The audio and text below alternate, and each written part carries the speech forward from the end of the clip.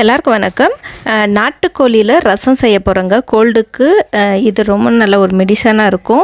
இதுக்கு பாருங்கள், ஒரு ஸ்பூன் மல்லி, சீரகம், சோம்பு, ஒரு தக்காளி, ஒரே ஒரு பச்சை மிளகா, வெங்காயம், கொத்தமல்லி, கருவேப்பிலை, இதெல்லாம் நான் இடித்து போட்டுக்க போகிறேன்.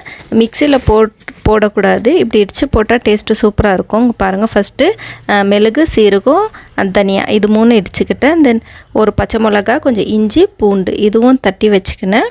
அண்ட் ஒரு வெங்காயமும் இப்படி இடித்து வச்சுக்கினேன். ஸோ இது கூடவே கொத்தமல்லியும் கருவேப்பிலை கொஞ்சம் காம்போடு சேர்த்து தட்டிக்கினா அரோமா சூப்பராக இருக்கும் ரசத்துக்கு. இங்கே பாருங்கள், போனு அப்புறம் இது கூட காலெல்லாம் வந்துருந்துச்சு. முழு கோழி தான் எடுத்துருந்தோம். ஸோ காலெல்லாம் இடித்து போட்டு ரசம் செஞ்சால் அதில் ரொம்ப நல்ல பெனிஃபிட் இருக்குங்க. ஸோ அதெல்லாம் கொஞ்சம் போன் பீஸு, கால் இதெல்லாமே எடுத்துகிட்டு அதே கல்லில் போட்டு நல்லா இடிச்சுக்கிட்டேன். எவ்வளோ முடியுதோ அவ்வளோ இடித்தேன். நான் மிக்சியில் போடுறதுக்கு பதிலாக இப்படி இடித்து போட்டால் டேஸ்ட்டு சூப்பராக இருக்கும்.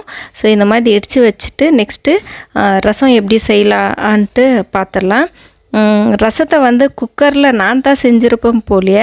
ஏன்னா குக்கரில் செஞ்சுட்டேன், போனெல்லாம் வேகணும் நல்லான்னு சொல்லிட்டு.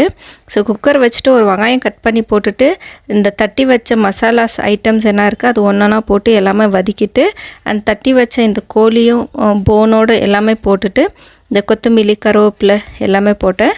இது கூடவே கொஞ்சம் மஞ்சப்பொடி, கொஞ்சம் மிளகா பொடி இதுவும் போட்டு தேவையான அளவு தண்ணியை ஊற்றிட்டு நல்லா ஒரு 6-7 விசில் போட்டேங்க.